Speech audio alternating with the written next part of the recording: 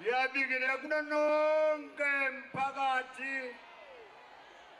enizovalelisa leli ciko lakithi kwaDlamini kumina ke umzukulu. Ngizothatha ukufiyanisa ngoba isikhathi sesihambile. Ngibingelela wonke umphakathi bese ngizothi ngokukhethekile ngibingelela amakhosi. Bese ngizothi ngokukhethekile ke engizophinda ngibingelele inkosi yesizwe sonke samaZulu. Ngiyabonga lapho ngesenze senzekile isandla esikhishwe amakhosi onke.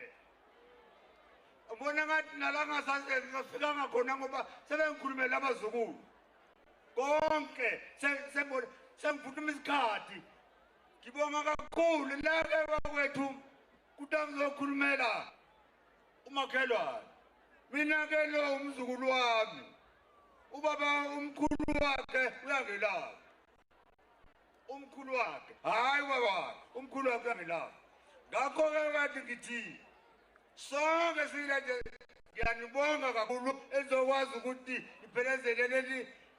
Hayi inkosi yamadokama akuyona inkosi yamadokama le. Inkosi yamazwe. Into engiyicamba yena namhlanje inkosi yamazwe akuyona inkosi yamadokama. Igama ngimnika lona lo umzukulu wami inkosi yamazwe. Lo engizomcamba namhlanje ngithi inkosi yamazwe. Uzihambe kahle mzukulu wami. Le ndoda leliluke kakhulu ukuthi makaza ngoba edlule ngomuzi abakithi weste ethi mkhulu kuyaphi ethi ke ungibhadala umbila wegugu ngiphakela igugu kwemina. Ngongibhadala engangibiza iluthe engangibiza imali nomngalo ngokundalo. Ayikho into abangisayisho bonke sebekhulumele mina ngithi nje ke hamba kahle Nkosi yezwe. Ayibonge inkosi.